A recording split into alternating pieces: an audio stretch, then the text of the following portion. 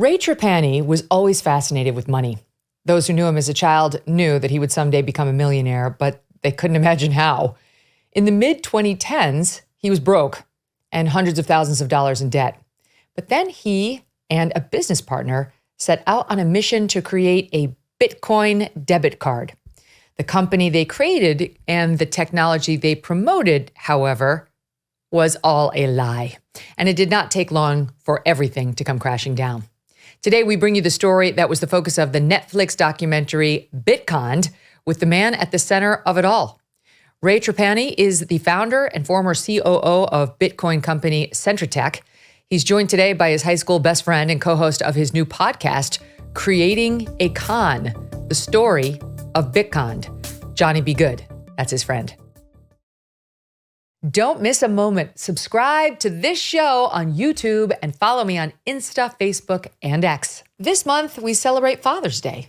And let's take a moment to talk about dads. Dads can bring values to the home. They can help you stand up for your beliefs.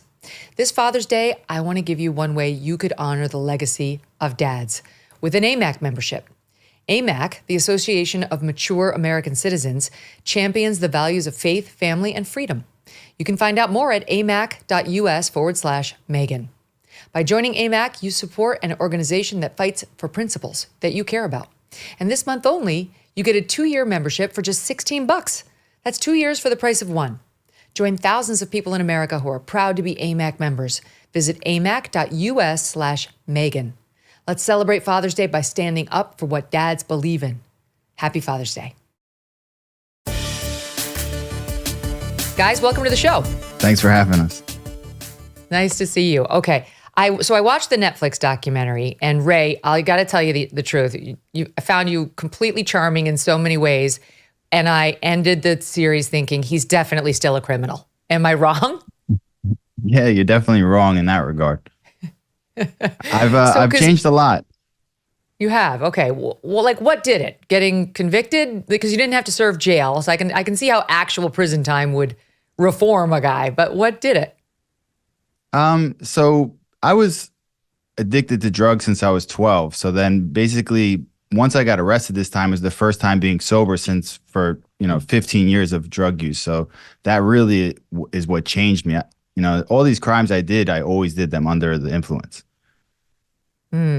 I really feel like, not for nothing, but we've interviewed many felons on this show, and some guys did a lot of frauds over the course of their lives in their 20s and their 30s, and then wound up using their talents for good, like helped the state. And I know you did work with the government ultimately, but like, just FYI, this could potentially be a lane for you, because you're a talented guy in many ways, and you actually successfully pulled off a lot of these capers. But I just want to say that for the record before we get going, because I think you could have a great life in front of you, and I hope it's all used for good. Now, Jonny, you were in the documentary a bit, but not as much as Ray, who's the star, because it's his story. But you guys, you've been best friends since you were kids? Yeah, we've been best friends since 3rd grade or 4th grade. And we grew up together in the same town. I always considered him like a brother to me, and we just took very different paths in life, but we always remained best friends. Despite if you wrote us down on paper. Did you know, like, okay, Ray, is he one of those guys like he cheated on the test? Was there like a strain of dishonesty or potential future fraud, or did he always color within the lines? What's that? No, this was like, a lot of people ask me, were you shocked? It was very natural progression throughout Ray's whole life. It was like a progression of criminality. Ray has been involved in criminal activity since he's 12 years old. So this was not really a shock to me. It's interesting because it sounds like, Ray, like we meet your mom and she seems totally lovely, but around you growing up, you note one important thing, which is your dad split. So you didn't really have a father growing up. And then now you've since come out and said you actually suffered abuse too, sexual abuse as a young man. So explain how you think you got to the point where crossing the legal lines just kind of wasn't a thing for you. Yeah, so basically as a kid, from 8 to 12, I was being molested pretty much regularly. And my dad had left, and my mom was working 12 hours a day in the ICU as a nurse. So from that, and then I also, I felt like it was happening and it was so obvious to everybody in my family that everybody always knew. So pretty much at a very young age, I was like, it's me against the world. And because of that, I also like viewed my grandfather as like he was he started a union in New York City. So pretty much anybody that's connected with the unions has some sort of connection. So he presented as like a mobster figure. And he was also like the one that always had cash, would help my mom get the house or get me my first car. So I was just like, that's who my idol is. And I viewed it as like it was criminal activity based, right? So I was like, that's what the route I'm going to take.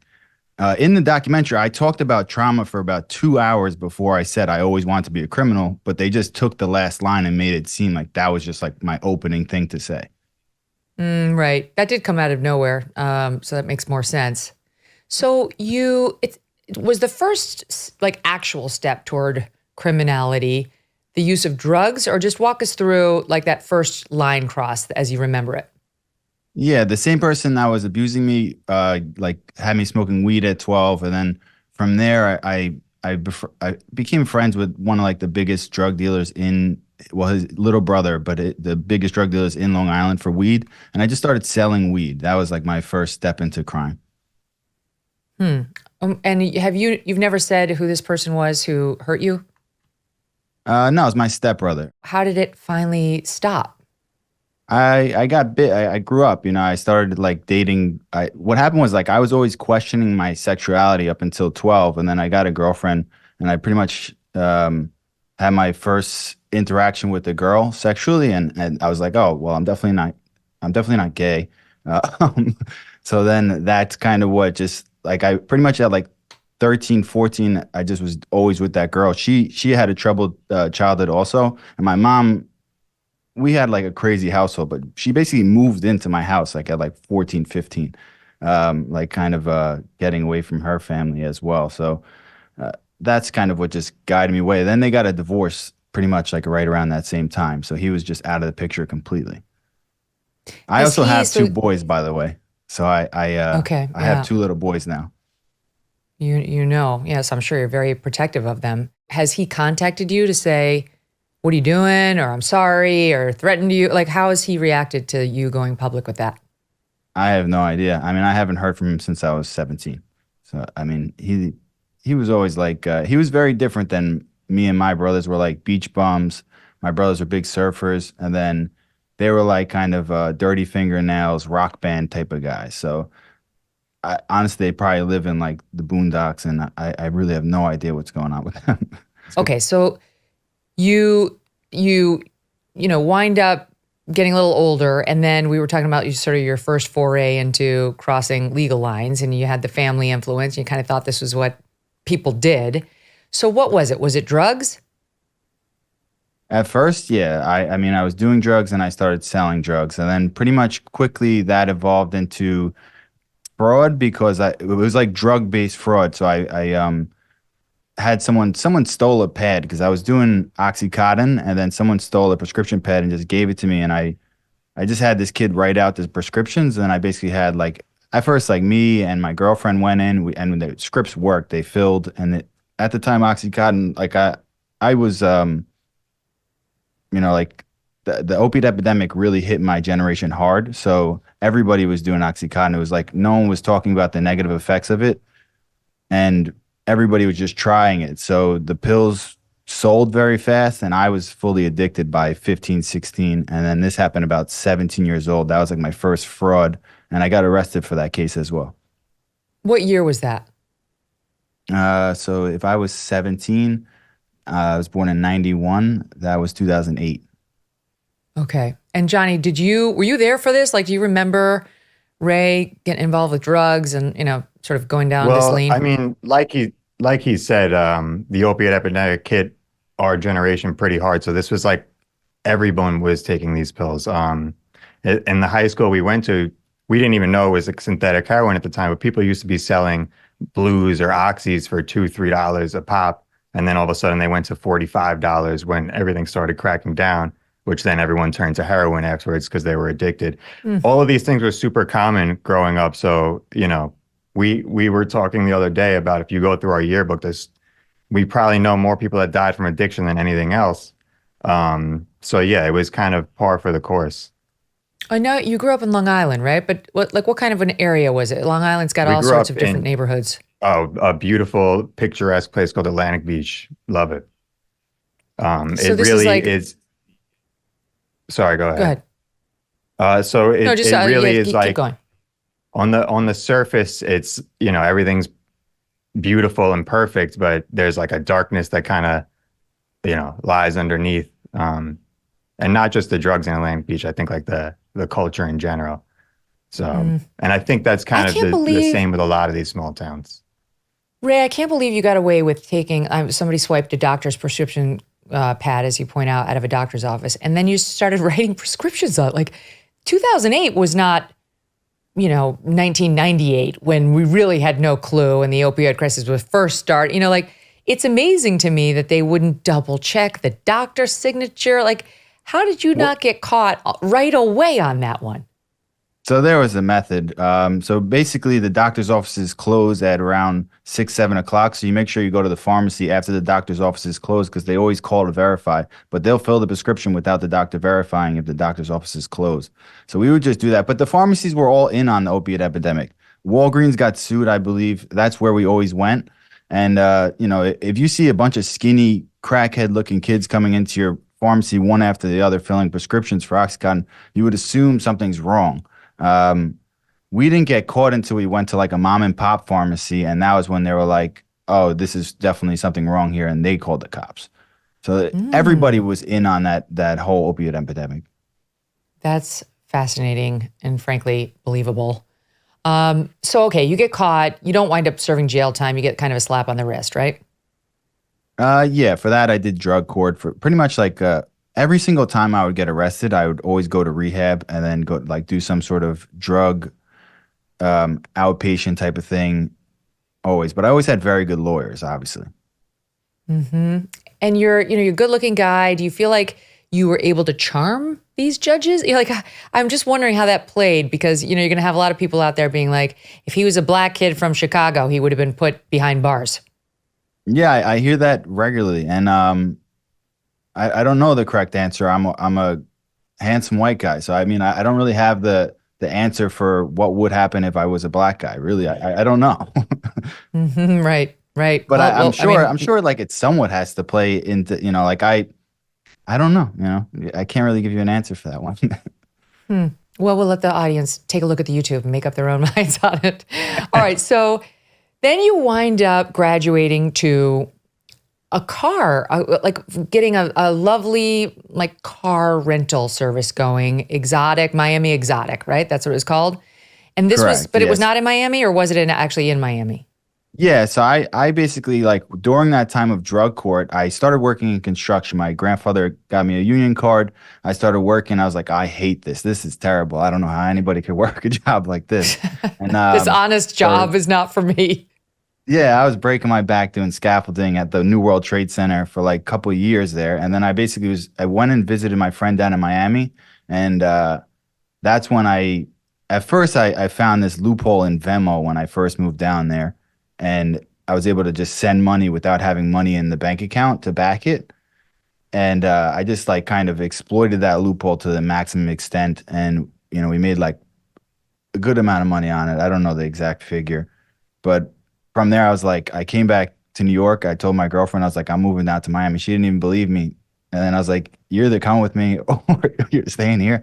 And I just, the next day, put my TV and everything in my car and drove down there and kind of continued with the Venmo thing for a little bit there, built up a few $100,000. And from there, we parlayed that into opening a exotic car rental business. Yeah, the Venmo scheme is actually very interesting to me too, because I read you were talking about how if the way it works is like, let's say you wanted to Venmo $3,000 to Johnny, but you had, $2 in your account on Venmo. There was this period where Venmo would send it, even though you didn't have the funds, and they might shut down that account of yours, but they didn't come after you for it. Yeah, Venmo, PayPal, they all had the same issue. I don't know how they allowed this, but basically they would front the money.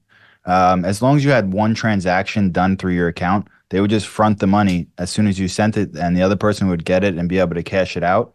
And your account would just go -3, like basically bounce against the bank account, and you'd get a $35, like, I don't know, whatever the fee would be. And then your Venmo would just get banned. And back then, like, they didn't even bill you for it. It was just like your Venmo was banned. So it was like, all right, we're going to find like 100 people to do the exact same thing. And I just like created like fake Instagram accounts, like to find like college kids that were broke that needed money quick, and give them $1,000 out of the transaction, take the other couple thousand. And we just did that for a little bit there. I mean, I have to give you points for ingenuity. Like, who would have even thought about this? Like, how did you discover that this could even happen?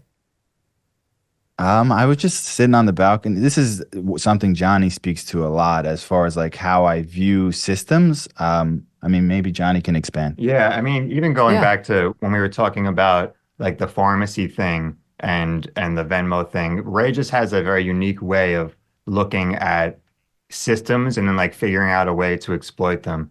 You mentioned earlier how like he's very intelligent in a lot of ways, and if he would have applied that somewhere else, like he could have done it. I mean, you did do some amazing things, but you could have done some kind of really world-changing things.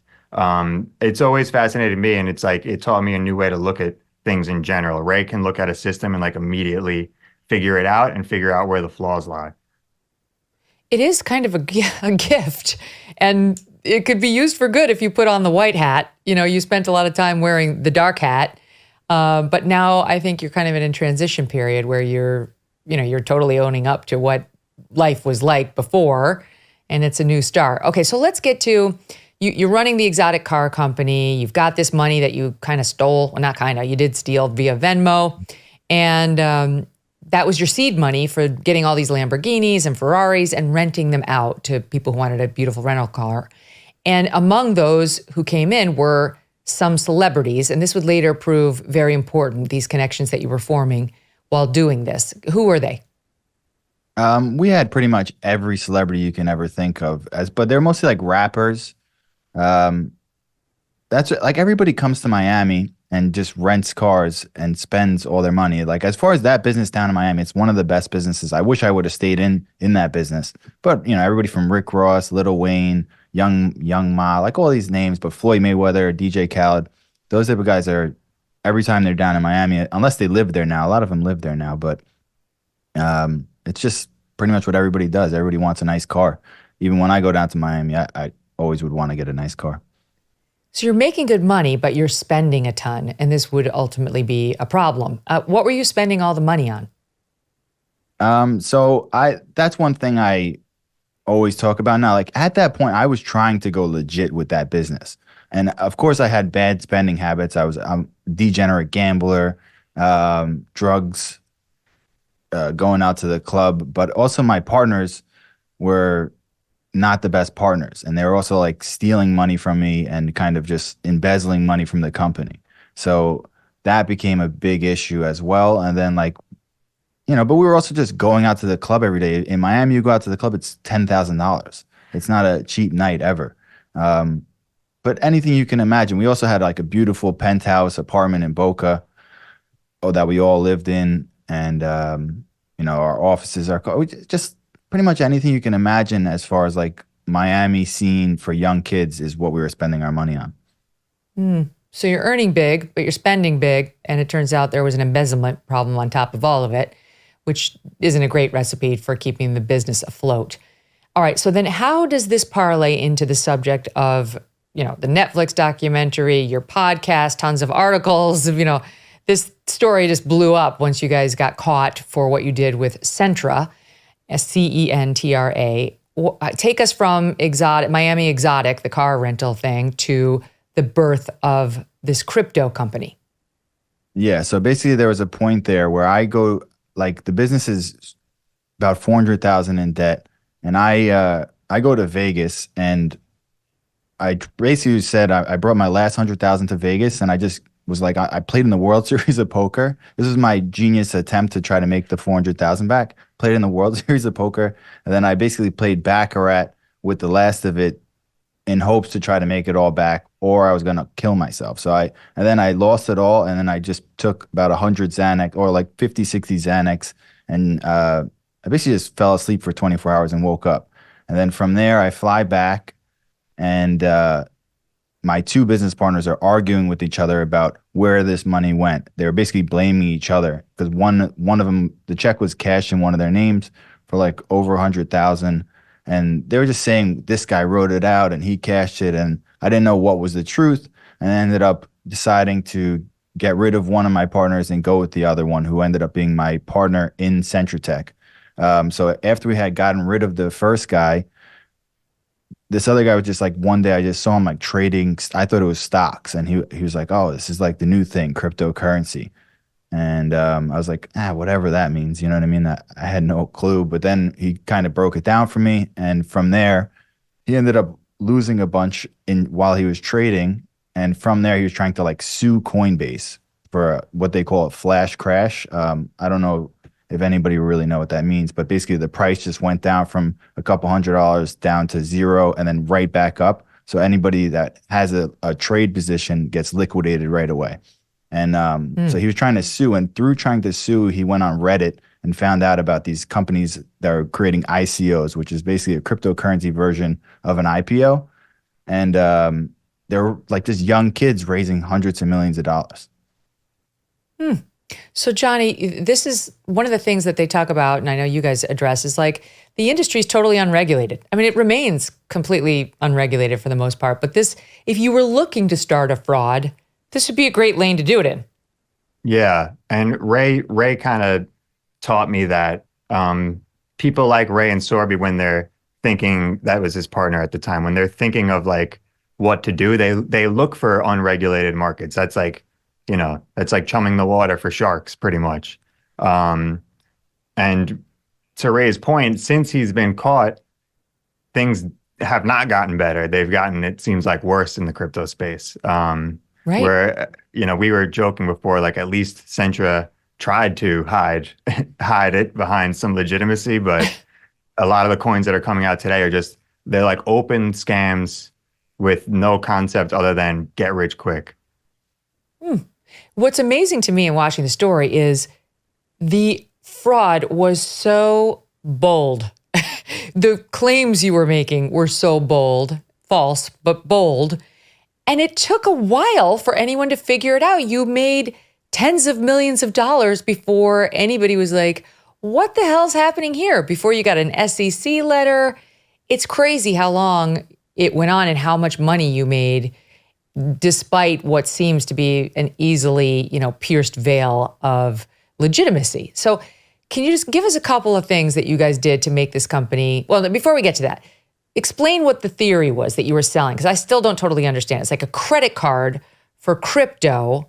But one of my big questions was, how on earth could you ever fool anybody into thinking such a thing is legitimate? Because they'd be looking for their crypto credit card to arrive in the mail, and then they'd be looking to use it, and they'd find out really fast, this doesn't work. No one accepts this. This actually isn't worth anything.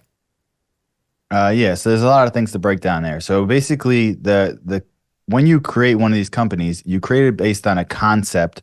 And originally, when we were raising the money, we had said that we were in beta testing, right? So we gave them this is a timeline of when the cards would be ready for mass adoption, basically. So the whole time we were raising the money, people weren't expecting cards. They were just basically looking at us make videos using like what was beta tested.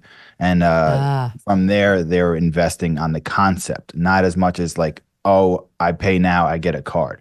And basically the concept was how it really works and how it works today. What people don't realize is that we ended up actually developing it by the time we got arrested, and we had the cards working with the wallet. But so how it works is essentially you have cryptocurrency in a crypto wallet, and then when you have a debit card or a prepaid card, and the prepaid card is backed by a pool of fiat currency. So then as soon as the person swipes, it pays in fiat currency. But on our side, on the back end, we take out the cryptocurrency value of how much they spent in fiat. And so we just have What's a fiat pool that blocks it, like cash, US dollar, whatever country, euros, US dollar, whatever country the card's being used in. So just explain it. So the way it would work, the way you'd sell it is, okay, Megyn Kelly, here's a card, you buy it, and then what? How would you tell me this is all going to go down? So you're going to be able to swipe your card, and then it's going to subtract that amount in cryptocurrency, Bitcoin, whatever crypto you're using, out of your crypto wallet. And where would you say I could use this card? Anywhere. Like at the Walgreens? It's a Visa card. Go get my... It's a Visa card. Yeah, you can just go to the store and use it. Like they have them now. There's other companies that were our competitors that made the same lies that now own Staples Center. They made the exact same lies as us. They said they had Visa, MasterCard. They own Staples Center. They just settled. It works. The concept works. That's unbelievable. Okay, so we've gotten there. The vision actually was realized, but it wasn't totally real while you were doing it and pushing it. Yeah, so absolutely. Yeah, go ahead. No, we completely lied in the very beginning. That's 100% true, and that's what we were arrested for. People like Netflix sensationalized the part about just like the crime part, right? We completely lied. We made up a fake CEO. We didn't have Visa, MasterCard in the beginning. But once we raised a few $1 million, we actually worked. We hired 40 plus developers in-house to develop this product, and we built towards what we were trying to develop, and we got there by the time we got arrested. But that's just not talked about ever. That's the bitter irony of the whole thing. Do you owe back taxes? Pandemic relief is now over. Along with hiring thousands of new agents and field officers, the IRS has kicked off 2024 by sending over 5 million pay-up letters to those who have unfiled tax returns or balances owed. Don't waive your rights and speak with them on your own. Tax Network USA, a trusted tax relief firm, has saved over $1 billion in back taxes for their clients, and they can help you secure the best deal possible. Whether you owe 10 grand or 10 million, they can help you.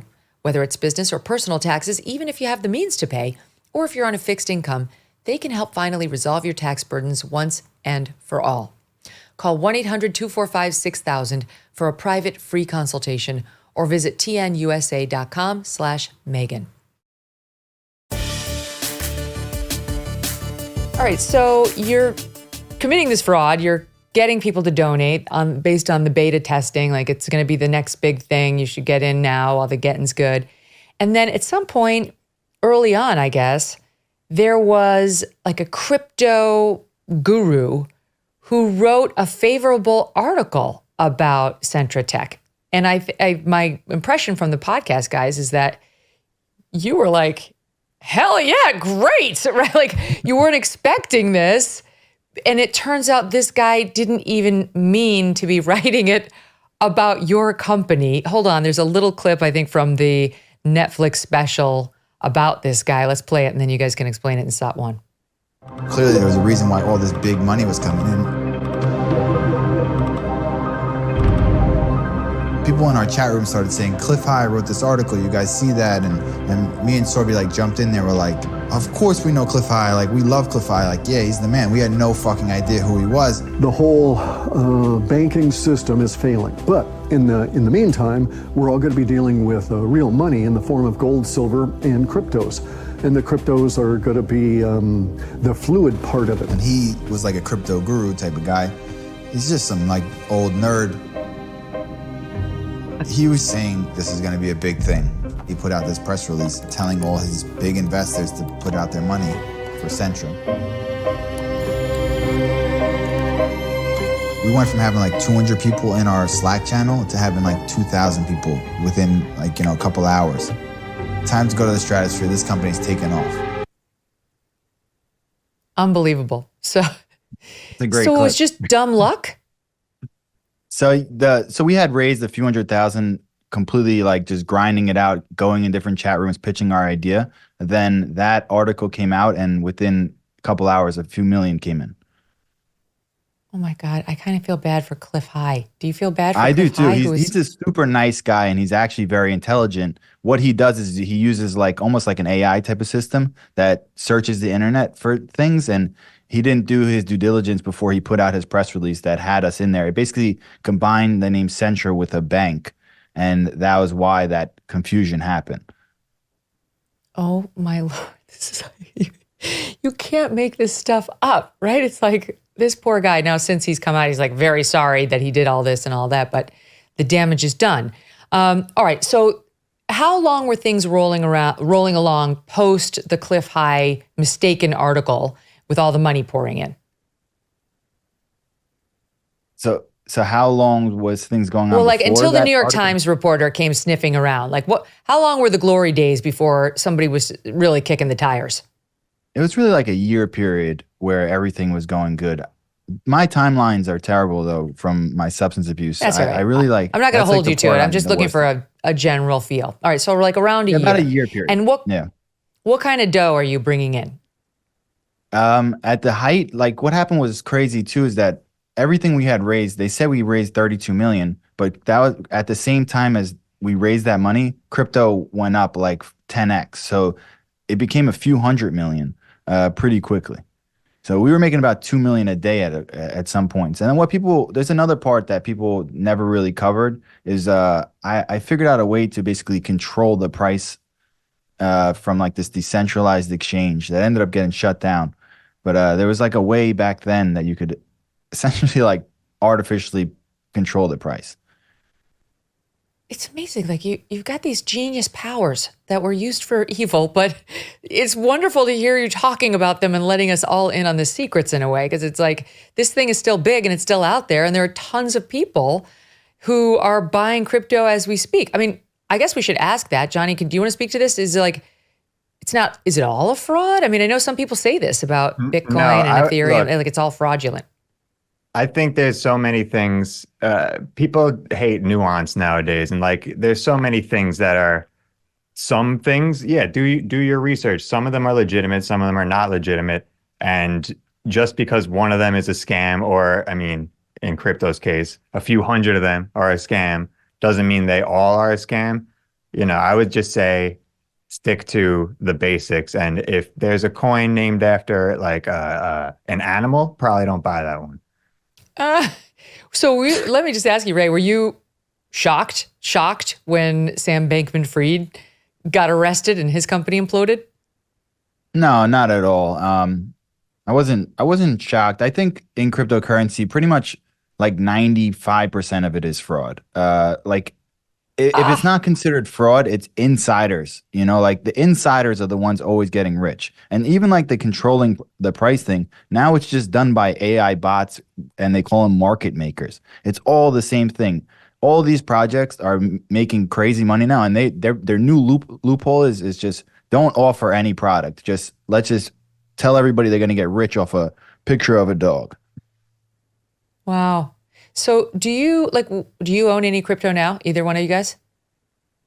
Yeah, a little bit.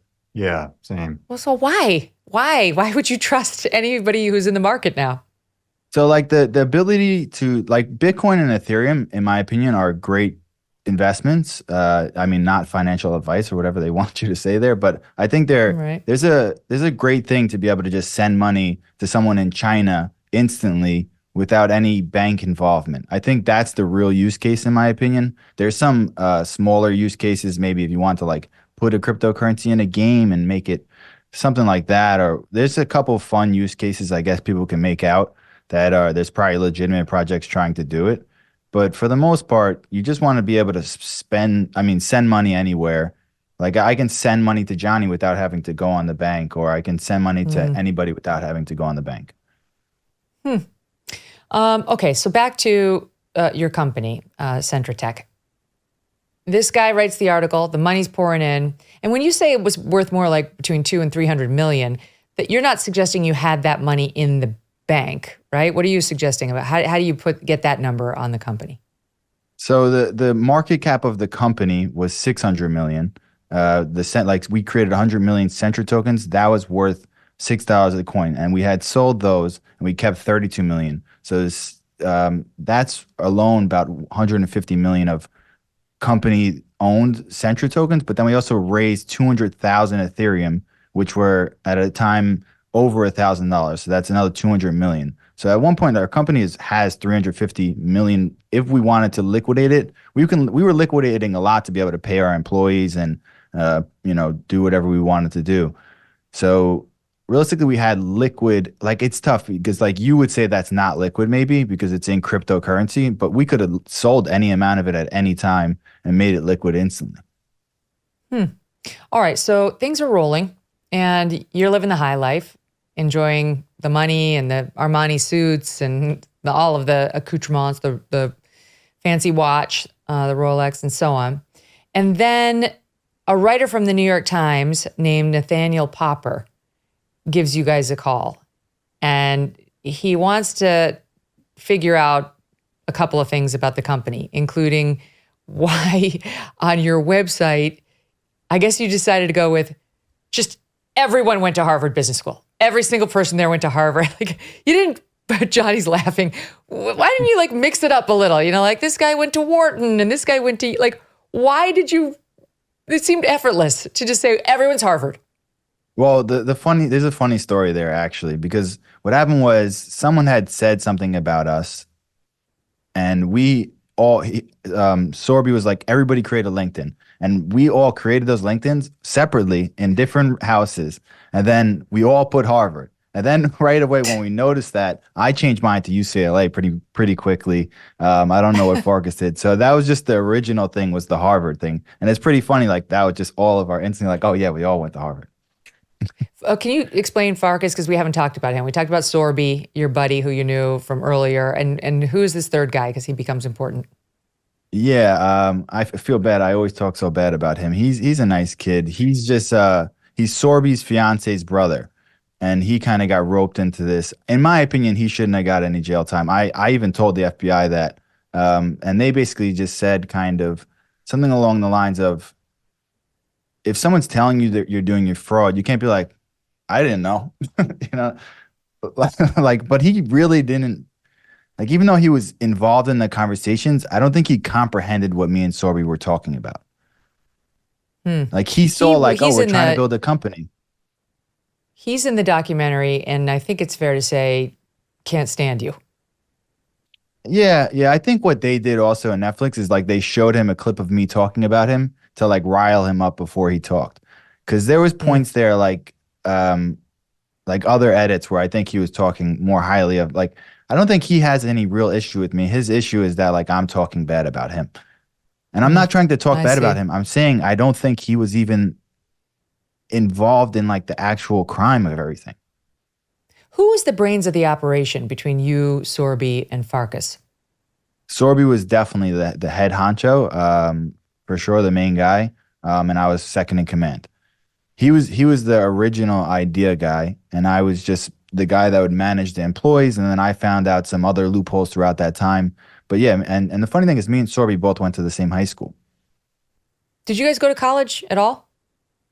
I think Sorby went to St. John's for a year, and then he got kicked out for fraud. So not Harvard. Okay. All right. So you set it up. The website is, you know, kind of, and as I understand it, Johnny, they stole the website from another tech company. What do you mean? They stole the website or the well, like idea? they just copied somebody else's website, right? It wasn't like they didn't come up. They kind of found a company that looked like it was in business. There's a lot of just copying and then changing things going around at Centra Tech, from the idea itself to the website to, I don't know, most facets of it. It's amazing to me that you would, again, it's a bold move to just steal somebody else's as opposed to just come, like, that's another indicator, obvious, of fraud. And perhaps the most bold move of all, Ray, was to say that you had struck a partnership with Visa and MasterCard in connection with your cards, which of course would legitimize it in the eyes of a potential consumer. And this New York Times reporter, Nathaniel Popper, found out that was not in any way true. Here's a bit more from Bitconned via Netflix of that SOT2. Ray, I've been coming across other questions that have come up around Centra. The first thing is Visa has said nobody has applied to issue a Centra card. I mean, I know details about that. I can't give you direct answers on that. These guys say that they're issuing a card with Visa. They have pictures up on their website that have cards that have the Visa logo on it. One of the first things I did was call Visa. They said, we have no idea who these guys are, and there is no record of an application. They're going to have to take that off of their website. I can't. Yeah. Okay, I mean, Visa's just saying this company, Centra, is not allowed to issue a card with Visa on it. Until we do the mass orders, they're never going to speak on it. Anytime somebody tells you, you know, I don't really feel comfortable answering that question, or these are questions that are very, very, very tough for me to answer to you. You know what I mean? Like, you know that there's something going on here. Oh, God. This was not a banner moment for you, Ray. Were you were definitely drugged up during these phone calls, no? Oh, I was at that point in my life, I was taking 20 Xanax a day, like 40 milligrams of Xanax every single day, the whole time I was running Centra. But then besides that, obviously, So you didn't feel panic. I mean, on the bright side, you probably didn't panic when you got that phone call.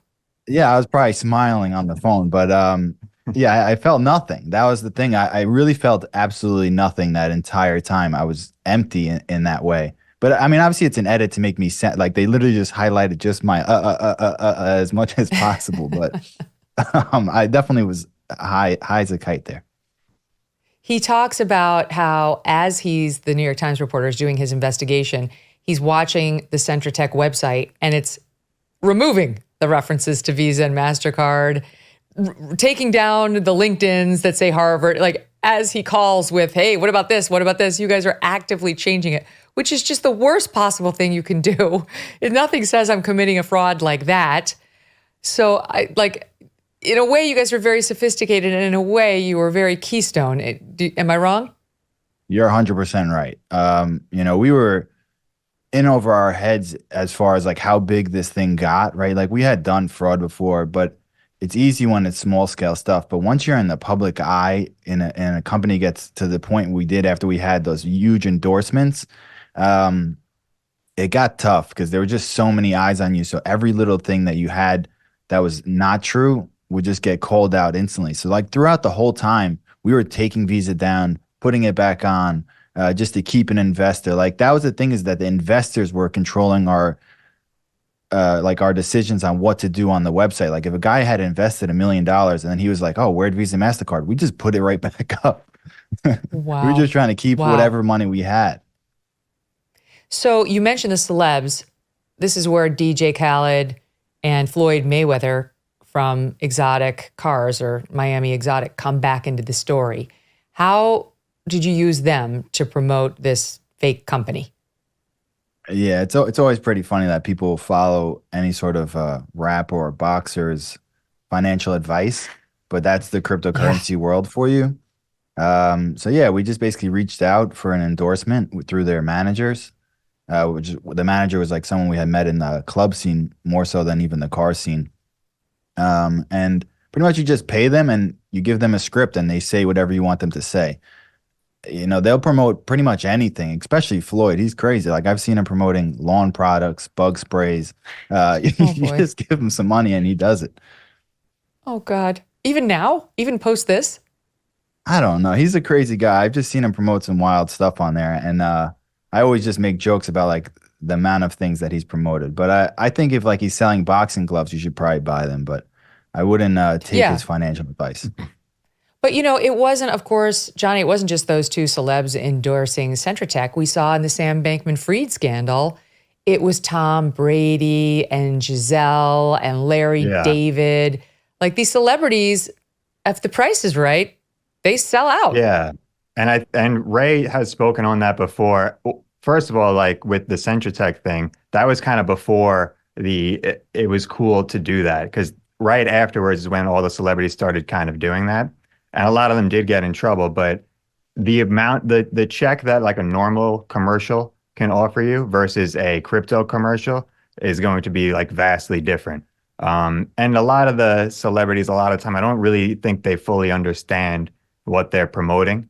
They're just like, sure, like big check. Oh, you guys are legitimate enough that you have like commercial spots on these big channels. Okay, I'll do it. Sure. Yeah, that's okay, all it is that we just, the value proposition was just so much better in crypto, because we just had, like, we knew that if Floyd Mayweather, we gave him $1 million, we were going to make $5 million the next day. So we had the ability to do that. When you're a regular company that's promoting a product, I don't think Floyd Mayweather's going to bring you in that much money, so they aren't able to give him $1 million. So that's why all these celebrities right away, of course, they'll take these big checks. It's a to do a couple Instagram posts, it's the easiest thing I've ever heard for $1 million. What's crazy is like, okay, I don't know about Floyd's situation, but you look at Tom Brady, he didn't need money. Giselle is even richer than Tom Brady is. She was for a while the highest paid supermodel in the world. Why would they take the risk? This is one of my questions. Like, why would you take the risk with this cryptocurrency company like they did with Sam Bankman-Fried? But you're just saying it's just the easiest money ever. It's besides it just being the easiest money ever, I think with the SBF one is a little bit more detailed because the public perception was so high of who he was, and he was donating to campaigns and to both sides, right and left, and no one thought it was going to fall through. I mean, there was just too much. It seemed like it was too big to fail. And I think those big celebrities, he probably offered them massive money, like $5 million for just one commercial. That probably took them like a few hours out of their lives, or maybe even more than that. I think the amount of money those guys probably got for those commercials was crazy. I think SBF is helping the government as of like 2 days ago in regards to the celebrity endorsements. We'll continue to follow that one. So Nathaniel Popper of the New York Times is legit and was on to the scent, but there were other guys who write about crypto who also were questioning whether you guys were legit. And, never to be daunted by somebody sniffing around, you guys wound up buying a lot of those guys off. Maybe I'm not cynical enough, but like, I'm amazed that somebody who's saying, hey, crypto world, watch out for Centra Tech. They don't seem legit. Could, for what, 20 grand, just completely flip and the next week be like, actually, I was wrong. They look good. Is that what happened? Maybe 50 times. Like, not even just like a couple people. Every single one of the people that are promoting crypto, they all are just doing it for greed, essentially. It was the easiest thing I've ever seen. Like, there was one guy that was the hardest one out of like 50 people that we just paid off either a few thousand, 5,000, 10,000, whatever it took to get those taken down. And he, after about 2 weeks of saying no and continuing to make videos, he's like, my kid's a little sick, send me this. And we sent it to him, and the next day, applauding us. Credit card rewards like cash back can empower families with extra savings while they deal with the rising price of groceries and gas. But our sponsor, the Electronic Payments Coalition, says some DC politicians are partnering with corporate megastores to take the cash back rewards away from families during skyrocketing inflation. Specifically, they say the Durbin-Marshall credit card bill would take billions from American families, lining corporate pockets instead. Learn more at electronicpaymentscoalition.org and see for yourself if you want to protect credit card rewards, and tell DC politicians to oppose the Durbin-Marshall credit card bill. That's electronicpaymentscoalition.org. One of the frauds that I think came about from Nathaniel Popper's investigation was the matter of the CEO. So, do you want to take that one, Johnny? The name of the CEO and how these guys found the CEO? Michael Edwards, who, if you looked at his photo, looks strikingly like Ray's grandfather, was the fake CEO. Or you actually switched his photo out. So yeah, Michael Edwards was a fake CEO. People were asking a lot of questions. Who are these guys? Who is this Ray Trapani? These three guys from Long Island, are they really experienced enough to run this crypto company?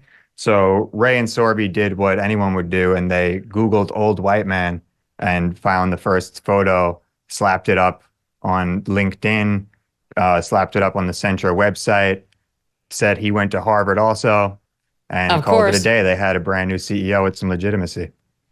And called him a co-founder of the company too. But this house of cards, too, would crumble fantastically. And here's a little bit of that from the Netflix film Bitconned. Hello, I'm Michael Edwards, founder and CEO of Centra Tech. Is that who you really are? No, that's not who I really am. I'm Dr. Andrew Haleko. I'm a professor at the University of Manitoba. On August 25th, Michael Edwards suddenly left this world. He leaves behind his French bulldog, Stanley, and an accomplished career as an investor and VP for Wells Fargo and Chase. He graduated with an MBA from Harvard University, which prepared him for his most recent venture as co-founder and chief executive officer of Centra Tech in Miami Beach, Florida. That's pretty creepy. Wow. Well, at least I had an MBA and I was well trained at Harvard. I hadn't realized that they had actually gone to that extent. Michael Edwards was never even a real person. Not at all. We completely created him from scratch. The photos for Michael Edwards were just taken off Google. We just looked up old white guy. Looked at all the images and found an old white guy. And just took that image and, that was Michael Edwards. Oh my God. And then you killed him off, Ray, when the press was sniffing around with an obit, a fake obit about his French bulldog Stanley. The audacity.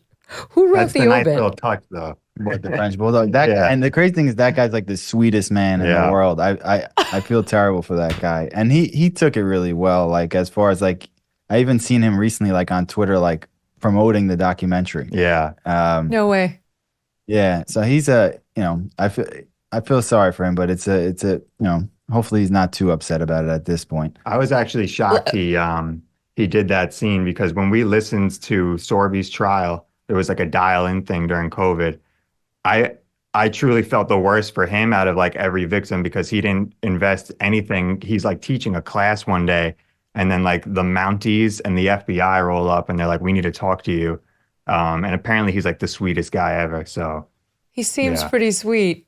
Who wrote the obit? Who came up with the French bulldog Stanley? I'm just curious. That's definitely a Sorby thing. As soon as you hear French bulldog, I think of Sorby or Bert, for if anything. Oh my but God. I was never a French bulldog guy. It's incredible. And now you need a new fake CEO, and this is where your grandpa comes in, your 79-year-old grandpa. So you put his picture on there and a new profile, fake, for him. And not surprisingly, Nathaniel was not fooled and pretty soon unearthed the fact that this is your grandpa and not another Harvard grad. Yeah, no, I don't think we put him even as a Harvard grad. We used his real background, and we just put his real name as the CEO. So like essentially, I even asked him before I did it, which I feel bad that I even asked him, but it was a weird one because he was like on his deathbed at that point. Okay, but he has no experience in this lane, so it was clearly just a figurehead that, was meant to stave off further questions. It didn't work. And then just as things are looking pretty dire, like the New York Times is on to you. I think the New York Times piece had hit, and it was extremely unfavorable. Like the tech guy who mistook you for another company and wrote this favorable article, in come the South Koreans and resurrected Centra Tech for no good apparent reason. I don't understand at all how they sniffed around and said, sure, I want in. So explain what happened with them. Yeah, so even though the New York Times article was bad and people make it sound more dire than the situation was, no one started taking their money out. Everybody, because the price was being controlled on the back end by me, it kept going up. Everybody they would be like, oh, the New York Times is just, it's just a hit piece. They were just like, no matter what would happen, as long as that price was going up, everybody stayed around. And then the South Korean thing comes about. They came into the chat rooms and they're like, oh, we want to invest big money. And everybody says big money, like we're like, all right, yeah, sure. And they're like, you got to come to South Korea. And we're like, yeah, sure. We're definitely not going to South Korea. But then right away, they just send $5 million. We're like, oh, shit. I guess we'll go to South Korea. But I wasn't going to go. I was not going to South Korea. And Sorby just jumps on a plane by himself and goes down there to present. Basically, we hadn't finished developing the app. The app was like in a prototype stage right there at that point. It wasn't finished, but we basically connected it to our bank account so that if he swiped his card, it would look as if the app worked properly. But it didn't. He goes over to South Korea. He meets with these execs, and you're supposed to have this dazzling demo of an app that will at least look like it's working. And it didn't. Yeah, the app definitely didn't work. And then Sorby doesn't answer for about 8 hours there or whatever amount of hours. And so I'm like, Sorby died. At that point, I was sure Sorby was dead. Right. Yeah, because they had already invested $5 million, right? So it's like there's real pressure there. It's not like they can just be like, all right, whatever. So then out of nowhere, he answers whatever amount of hours later, and he's just like, the app didn't work, but they still invested. And the only take that I could get from that is that money was also criminal proceeds. And that's like a lot of cryptocurrency, is that they joined in on the fraud. Everybody, like even the YouTubers, right? They're all complicit in a way in this fraud. As much as we're the co-founders and we're the reason for this fraud, if you're going to know something's a fraud and then you're going to promote it, and then these guys see the app doesn't work and they're still going to invest and take a lot of the percentage, everybody's complicit at that point. That is a very good point. That actually, I hadn't even considered that until you just said it. Of course, that's the reason. Why else would they give you? How much additional money did they give you after that initial 5 and then the failed app? 10, another 10, 15 million total. Another 10. Oh my God, you're right. That makes perfect sense. So, what leads to the downfall? How do we go from 15 million cash influx? Maybe we are going to be legitimate. We dodged the New York Times storm. We weathered it. What led to the implosion? Yeah, so pretty shortly after that, me and Sorby, I went and lied on the stand for Sorby in his DWI case, and I got a perjury charge for trying to lie on the stand for him. And wow. After that, we were like, put out a press release that we were stepping down from the company. Sorby stayed on, and basically me and Sorby got in a really bad fight because I was still trying to pay back the debts that we had built from Miami Exotics. Even though we had all this money, I was like, all right, let's take some of this money and pay off these debts. And he was trying to not pay it. So I got like in a bad argument with him, and I left the company.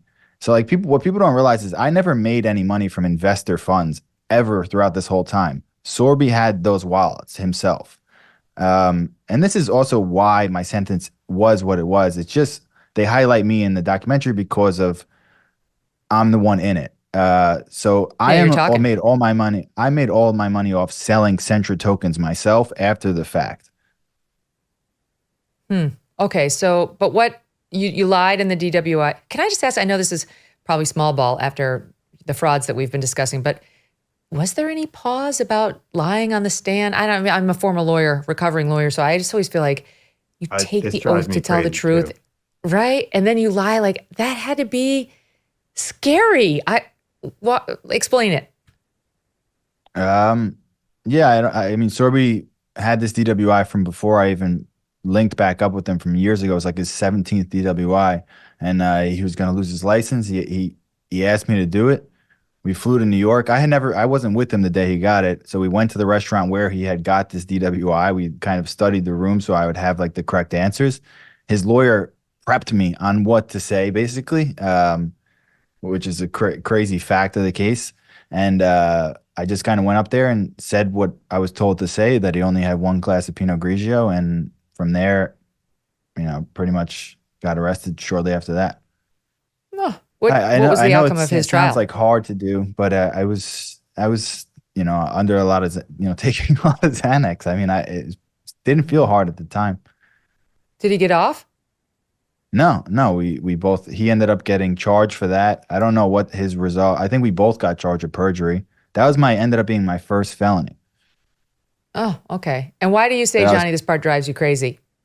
Because, I mean, you mentioned several times about how everything seems so brash, everything the audacity of everything. Ray's and Sorby's their weight for risk reward, it needs to be recalibrated, in my opinion. It's so out of, there's no reason, at this point, Ray is business partners with Sorby, but it's not like he necessarily likes him. So why would you do that? And we've talked about this a lot, and the answer is, oh, why wouldn't I do it? Like, I know how to talk on the stand. Like, I would do it for you. And I was like, that it doesn't really compute. But Ray just has a very different, weight of risk and reward. Mm. Yeah. Have you ever met Jordan Belfort? No. But the funny thing is, Centra started shortly after that movie came out. He's spectacular. I think he's an amazing guy. He's also brilliant and used his powers for evil, and now is on the straight and narrow and espousing a lot of lessons on it. You should definitely read his stuff and watch some of his podcasts, because there's probably some gold in there for you to mine too. I definitely do. I do watch some of his podcasts for sure. Yeah. Anyway, your story is kind of reminding me of his, which is why I ask. So, all right, you've got to step down from the company. Things between you and Sorby are not good. And then is it the SEC letter that the company gets that's the beginning of the end? Because finally, the SEC was like, maybe we need to step in. Yeah, for sure. So I had left the company and Sorby was continuing on. And within like 2 months after me leaving, the SEC got involved. I was just in the deep end, just gambling hundreds of thousands of dollars every day. So when Sorby called me about the SEC, he was like, oh, just go meet with this lawyer. It's just the SEC. It's civil. And I was like, civil stuff. I mean, if it's just civil, I'm fine. Like that's really not that scary. And so I just met with the lawyer, and they were like, well, you have a couple options here. You can cooperate. And I'm like, oh, what does it take to cooperate? And they tried to meet with me at that time, and I was just on way too many Xanax. They're like, well, you can't even form a sentence right now. So So it's not going to be a great friendship yet. And by the way, speaking of attorneys, this is another strain of the story that's crazy. You, at some point, did hire a lawyer to help Centra Tech do what? Like, were you looking for somebody to help you cover up what you were doing, or for somebody to help you straighten out? Yeah, so what happened with that, it's early on in the company, there was a company that had got charged by the SEC for being a security. And we were just trying to find out if our company was a security. So Sorby had went on, I think he found this guy on Upwork. And funny enough, my lawyer right now, my criminal lawyer, I spoke to him the other day. He said there's a guy trying to act as if it's him on Upwork. That's really not him. So this must be like a common new scheme that people are doing. But yeah, this guy basically put out like his whole LinkedIn and everything that he worked, like as a big time lawyer for politicians and stuff. And Sorby hired him, paid him a couple and was giving you legal and advice. Like you were listening to his legal advice. Yeah, he basically just told us, yeah, this is what we have to do to remain not a security, and we took his word for it for sure. And tell us what happened with him. Once the SEC got involved, Sorby had said that was who we used as counsel, and because of that, he ended up getting arrested. And so he got arrested and charged, and I think he's out now. And it turned out he was a kid. Yeah, he was just like some random young kid that was in college. Oh my God, this is crazy. He wasn't even a lawyer. He wasn't even hadn't even graduated from college.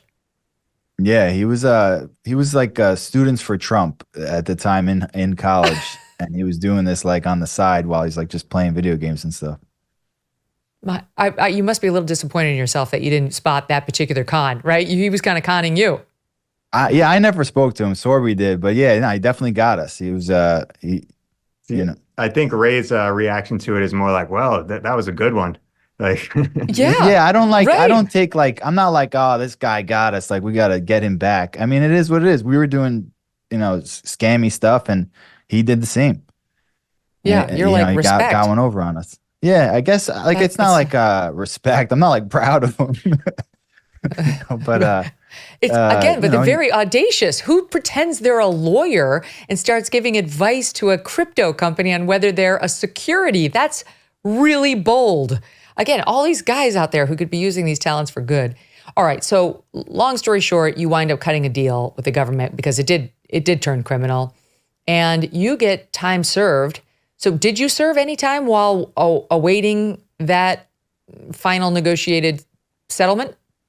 I did about 5 days in Florida when I first got arrested, and then they released me to rehab. I did like a 30-day rehab and I was on house arrest for about a year. And no, besides that, that was my time served. Did the government want you to get more than time served?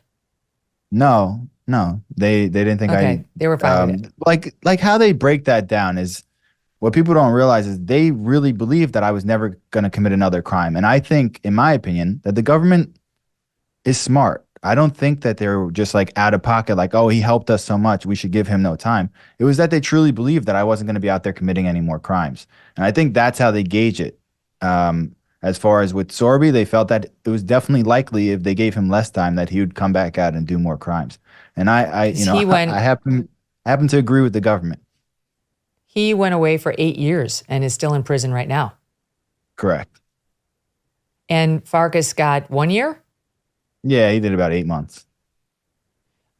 Am I wrong in thinking that this judge who wound up sentencing you was like a little swoony? I mean, I was hearing what she said to you. I'm like, what's the matter? She sounds like a schoolgirl who has a crush and not like a judge sentencing a felon. So that's the part is that's not like I helped the government. I don't know why they considered me better than other cooperators that they've dealt with in the past. I was very honest. And then during that time, I also got married, had kids, and I became a drug counselor for about the 3 years leading up into my sentencing.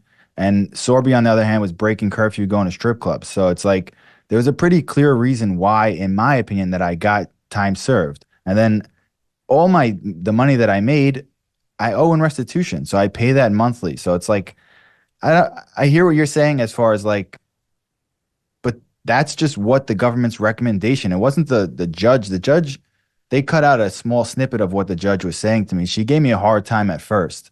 And it was just basically that the cooperation was essentially better than what they typically have as a cooperator. Okay. So what about the victims? Because, we've been laughing and there's some aspects of the story that are just so sort of extraordinary. You can only laugh. But in this case, as with Sam Bankman-Fried, there are people who actually got hurt. And they're going to watch this and they're going to want to know what you have to say to them. Yeah, no, absolutely. And out of everything, that's the one thing that I truly regret the most is that people lost money. They also have, we were charged with a $32 million fraud. They have $33.5 million to give back. The only reason that the money's been held up is because there's a class action suit to try to be able to control how the distribution works. So there's more money than we were charged with in seized assets. That's actually also like Sam Bankman-Fried. Most of his victims, maybe all, got repaid, but the allegation in court was they could have earned more on that money had it been invested in the way they thought it was being invested. I mean, is that parallel to your case too? Yeah, exactly. And that was one of Sharma's main arguments as well, is that you've never seen a fraud like this where there was more money seized than actually raised. So it's like it's a weird case in that regard. And I honestly haven't even met anybody that's like lost money. I really don't know. And I'm sorry to whoever did lose money. So this was all wrapped up in 2018? Yes, 2018. Okay. And now what? Like, you're married. Is it true you met your wife with your ankle bracelet on? Yes, I did meet my wife with my ankle bracelet on. I was oh my God. Yeah, I actually just was allowed curfew. Like, at first I was on house arrest, full out house arrest, and then I went out when I first got my curfew. It was a smaller ankle bracelet, so it wasn't the big one. Oh. But yeah, I mean, so yeah, because you had to do like a year in, on house arrest. Yeah, I was also like, I don't know. Not everybody cares that much. Like, if you're honest about what your past was and why you have that ankle bracelet, it wasn't like I was trying to hide it. I was making, like jokes about it, right? And then I don't know, just pretty much fell in love pretty quick there. She's a great Johnny, woman. Johnny, is it a good match? Do you see why she overlooked Ray's past? Yeah, I totally kind of get why. Ray's very honest about who he is, and I think that's a big part of like the draw And I think it comes across as genuine. And you kind of tend to, especially when you're talking to him and like he's being so honest and open with everything, you kind of just tend to forget about that, and you're like just talking to like a charismatic person. So I could kind of see how that happened. Do you think he's gonna? Do you think he's gonna stay on the straight and narrow? Like if you had to bet? So we talk about this a little bit at the end of the podcast, where Ray and I were like, we went out to Atlantic Beach and we were sitting there, and there's a big test coming up. Ray's eventually going to get off probation, and then he's not going to have these like court mandated drug tests. I actually lived with Ray the last time he got off probation and didn't have court mandated drug tests. And after 3 years or something of being sober, he was back on drugs within like a week or something like that. And I there's always that fear there. And we could just take it day by day. I don't think it's going to happen. And I think he's in like such a good place mentally now compared to where he was earlier in his life that I'm less worried, but it's still a worry. What are you doing for a living now, Ray? Me, I'm trying to write a book, did a podcast, and I'm trying to start a new business now. I'm afraid. What is it? Just like web development. I'll definitely never do another crime, like web development company. So talk to me about how you know that, because in other interviews I've done with criminals, especially those who spend a life doing frauds, they talk about the adrenaline rush from doing it and how that is something that is hard. In the way a drug addict wants the rush of the drug, some of these criminals need the rush of the adrenaline. They really like and are addicted to living life on the edge.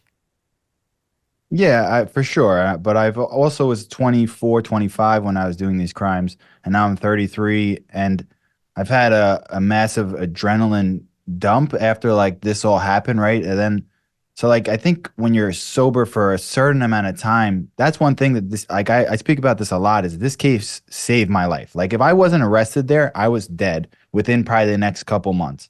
I was spending all my money, gambling millions of dollars a month. I was going to be, as soon as I went broke, I would have definitely been dead. So the case saved my life. That's why I'm grateful for like how this all played out. Obviously, especially with like the no time sentence and where my life is today. I forgot the original question. Just whether you need the adrenaline of the crime and whether that's going to be a tough habit to break. No, I don't think so. I think just like off drugs, it's pretty easy to not commit crimes and do the right thing. I think as long as I stay sober, there's no worry to society.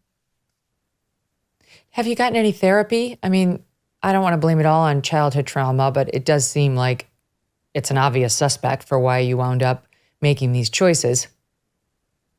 Yeah, I've done therapy. I did a ton of like drug counseling, and then I became a drug counselor throughout this time, and working with other people that had sexual abuse trauma kind of helped me a lot. Just kind of seeing, I don't know, I feel like I'm a weird person because I compartmentalize it or whatever it may be.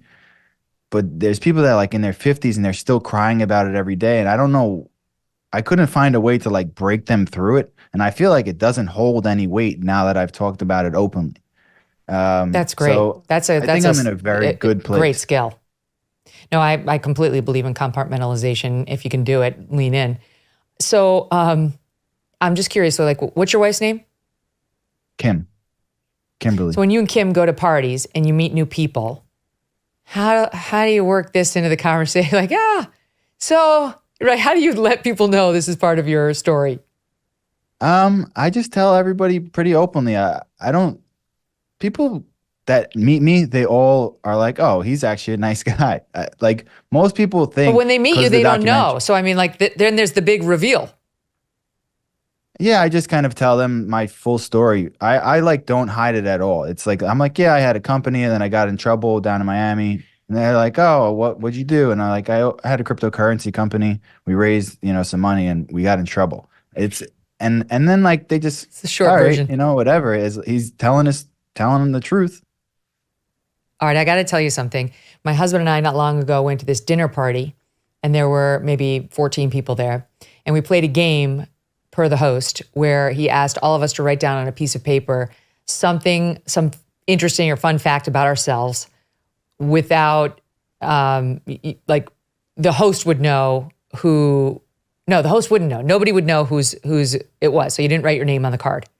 Then the host takes all the folded up pieces of paper and the host reads one after the other. And he reads one, and then everybody at the table votes on who at the table they think this fact or story belongs to.